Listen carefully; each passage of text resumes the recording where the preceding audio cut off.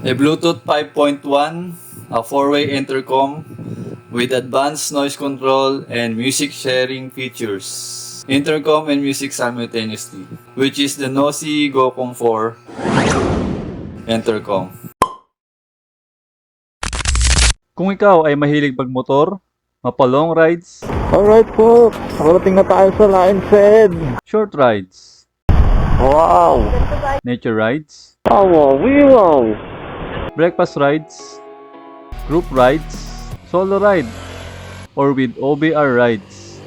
O di kaya isa kang lalamove rider. Lalamove deliver po. Dapat meron kang reliable Bluetooth intercom na makakatulong sa'yo to improve rider communication, safety, and convenience habang kayo ay nasa biyahe. Package content, user manual,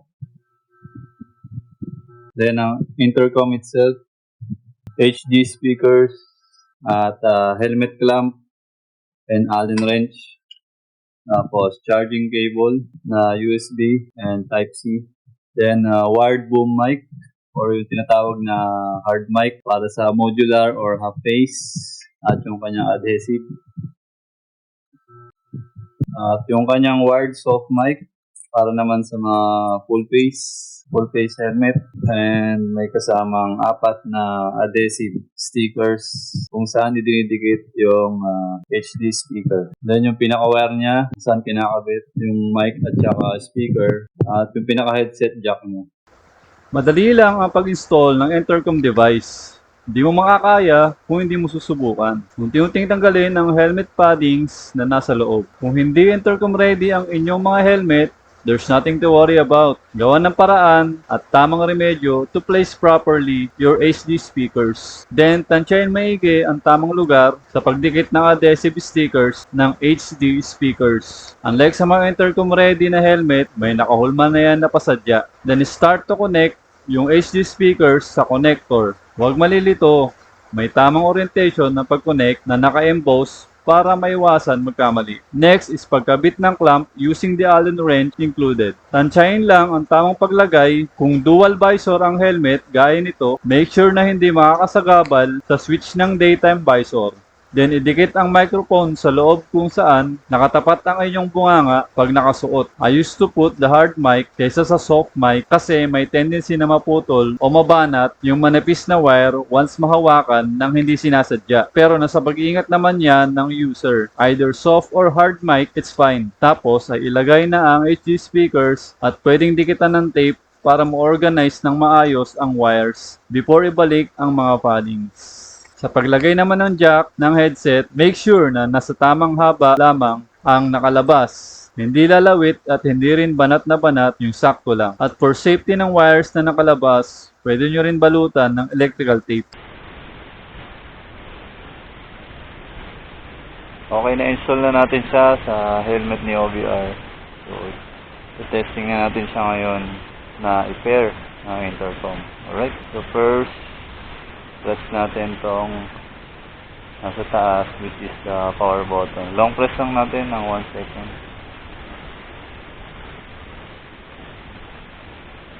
Yan, may ilaw. Power on, sabi. Okay, pag turn off naman niya, is press nyo lang dito sa taas at saka yung button dito sa ibaba ng sabay. Yan, ilaw siya ng pula ng konti. Tapos yan, power, turn off na yan. Alright? So, press natin siya ulit. Turn on. Yan. Sabi, power on. Okay, pag factory reset naman is pindutin lamang ang plus and minus button ng sabay for 5 seconds. Tapos, iilaw siya ng pula. Yan. Means na factory reset na siya. Right? So, indication pala kapag low battery na siya is magpa-flash siya ng red light twice each 2 minutes. Okay? Tapos, pag charging naman, iilaw lang siya ng red light. Tapos, pag fully charge na is mawawala na yung ilaw niya. It means na fully charged na siya. Alright? FM radio at saka station switch. So, ang FM radio is nandito sa baba, yung button. So, sige click lamang Tapos may maririnig kayo na FM on. Then pag turn off, single click lang ulit. May maririnig kayong FM off. Alright, paglipat naman ng station is itong plus and minus button. So long press nyo lang siya ng 1 second. Alright. So sa phone pairing naman is open nyo lang yung Bluetooth na yung cellphone. Then long press nyo lang itong nasa baba, itong phone button for 5 seconds. Then may magsasabi na phone pairing. Then red and blue lights quick flash. Alright.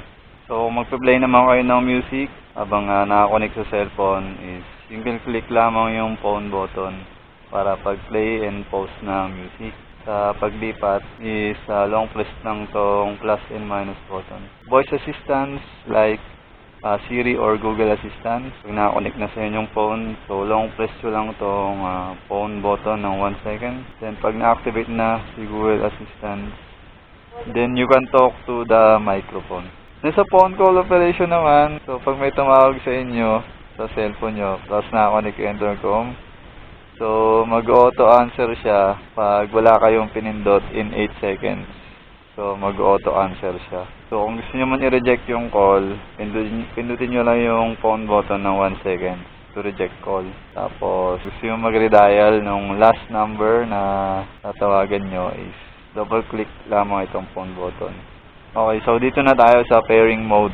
So 4-way intercom ito, so pwede siya na 4 na intercom ang magko-connect using this GoCom 4 or any universal na intercom. So first pairing intercom, pipindutin lamang tong power at saka plus button ng sabay.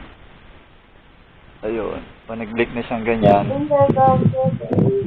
ayun, may sinabi na intercom A pairing. So yung pangalawang intercom naman is yung kukonek dito, ang pipindutin lamang is yung power button tsaka negative button. Okay, try natin dito sa akin para ma-pair natin. Ayan, intercom B pairing. Hintayin lang natin. Pairing successful. Alright. May narinig ka? Narinig mo ako? Yes, I can hear you. Alright. So yun, connected na ang ating intercom. Tapos kung may third intercom pa, so susundan na yung gagawin ng second intercom. Ang pipindutin niya is power button and positive button or yung plus button for 1 second. Then yung pangatlong intercom naman, yung ko-connect dun sa pangalawa is ang pipindutin is power button and negative button. Alright. So ayan, nakakonect na tayo sa ating phone through Bluetooth. Tapos connected din kami ni Mrs. na intercom. So ito try natin yung music sharing. Try natin mag-play ng music. So play tayo ng music. So ayan, na-play na natin ng music. May narinig ka ay? Ayun na pa rin? Ayan. Meron? First of Summer by Urban Dove. Ayan yung music sharing na features niya. Habang connected tayo, nakapag-usap. Narinig din natin yung music. Dito sa unahan ko lang. Sinusundan ko lang siya. Ayun. Ay. May tricycle. May laking truck oh. Aso. Mura sa gitna. That would be the advantage of having this intercom device na magkaroon ng connection at maayos na pag-communicate to your companions while riding. So, if you haven't subscribed yet, then click that subscribe button. And if you found this video useful, like, share, and subscribe. Thank you for watching. Peace out.